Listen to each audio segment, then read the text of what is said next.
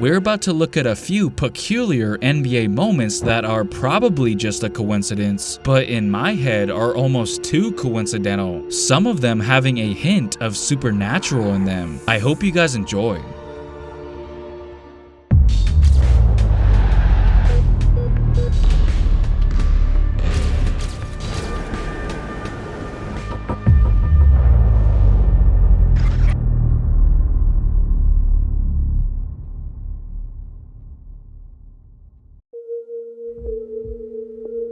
It was the leg break heard around the world. Gordon Hayward suffering a gruesome injury just 6 minutes into his very first game with the Boston Celtics. Surely this is the result of just a freak accident, right? Well, considering that Jay Crowder can be seen right here, there actually could be more to this if you were to know the history between these two. Let's take it all the way back to 9 months prior to this incident. Jay Crowder was a then member of the Boston Celtics, while Gordon Hayward was still a member of the Utah Jazz at the time. On January 3rd, 2017, the Jazz were in town visiting Boston when Celtics fans made it clear that they would love for Hayward to join their team that summer by cheering for him during the player introductions before the game, because there were rumblings of him potentially becoming a free agent that upcoming offseason. The Celtics actually expressed long before this game that they were seriously eyeing Hayward. And with the obvious connection between him and their head coach at the time, Brad Stevens, it seemed like a match made in heaven. But Jay Crowder wasn't really a fan of the cheers he heard coming from his fans towards what was at the time an opposing player. Quote, "I heard the cheering before the game. I didn't like that at all," said Crowder. "I think that was a sign of disrespect to me from the fans. That sparked a little fire in me. I just felt disrespected." He also took to Twitter to further get his point across. Yeah, I think it's safe to say that that didn't really sit well with him at all. In fact, he never liked the idea of the Celtics targeting Gordon Hayward. Here's what he tweeted in the summer of 2016, using 7 sleeping emojis as a response to the Celtics showing interest in Hayward. So clearly there's been some animosity building up between them for a while. One fan decided to fire back at Jay Crowder's whining by saying, "Welcome to Boston, Jay. Love it or leave it." Crowder's response was, "I have no problem leaving it." And well, that's exactly what he ended up doing. He was a part of that Kyrie Irving trade in the summer of 2017. Crowder was essentially replaced by Hayward just months after that cheering incident went down. So when it was confirmed that the Celtics and Cavs were going to play each other on that year's opening night, of course, Kyrie returning to Cleveland to face LeBron was the main story going into that night, but the beef between Hayward and Crowder, I'm sure, was a close second. And what do you know? Crowder quite literally proceeds to cause his ankle injury. Now, this one's tough, because as much as I would hate to question Jay Crowder's integrity, it's just extremely coincidental and also suspicious considering what happened between them earlier that year. People found it curious the way he maneuvered himself as Hayward went up for the alley-oop. There are some people out there who do believe he did it on purpose. And here's what Crowder had to say to those people. I mean, I don't think I tried to do anything. I know I didn't. I mean, he came down funny. Like I said, my back was turned. I looked down, I just saw his leg. But it has nothing to do with the situation that took place. You know what I mean? I can't control that. I can control what took place. I can't control the injury. It's out of my hands at that point. I mean, at the end of the day, I guess we have no other choice but to believe him.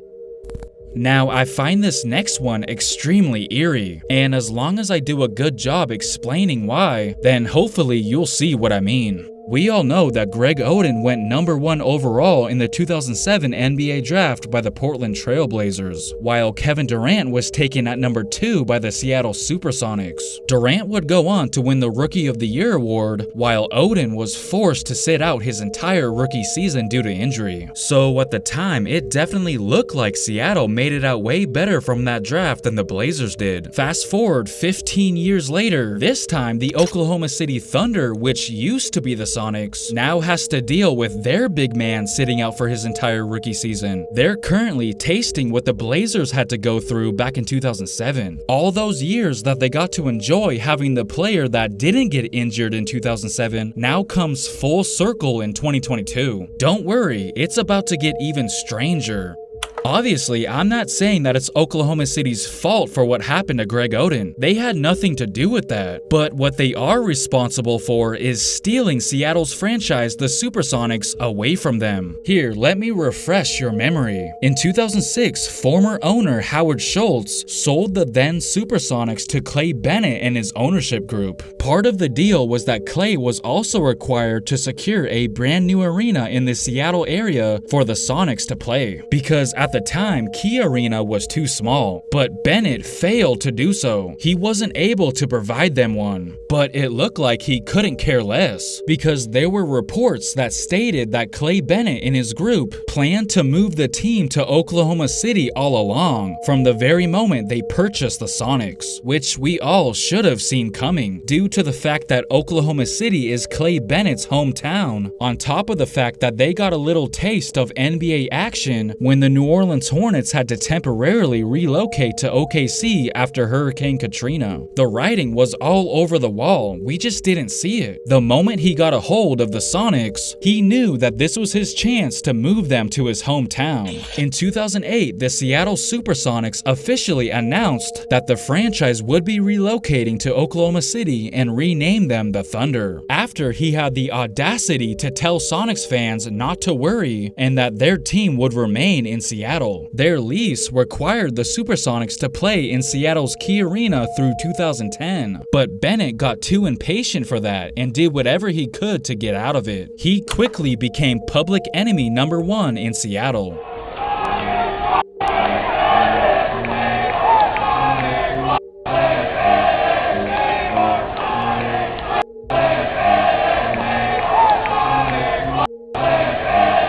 I don't think you guys realize just how prophetic this 14-year-old comment is. Little did that person who posted that comment know it would actually end up being Seattle taking something away from Bennett. Now, it sucks that Chet Holmgren had to get caught in the middle of this, because obviously he had nothing to do with what happened between Seattle and Oklahoma City all the way back in 2008. But I think you know where I'm going with this.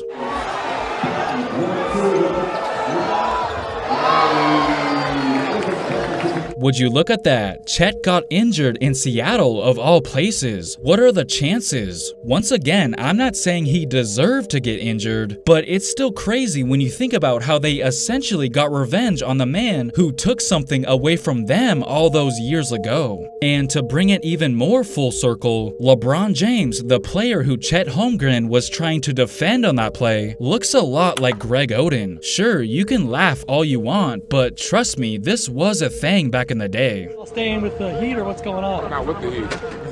Oh, I'm sorry. Oh, I thought you were for a second. I'm sorry, man. Does he look like LeBron? Yeah. They do kind of. They both look like they're both 22, but they look like they're 45 years old. Just another interesting connection there.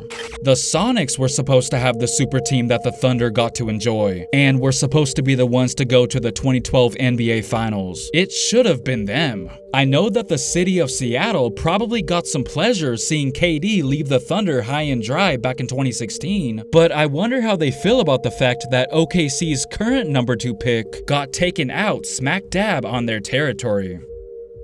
Every time I make a video on the really scary side, you guys never fail to mention how Kobe Bryant's legendary 81-point game just so happened to be his 666th game of his career. I can't count how many times I've seen this comment on my videos. At first, I said to myself, I'm not gonna believe it until I do the math myself, because who knows if somebody just made that up.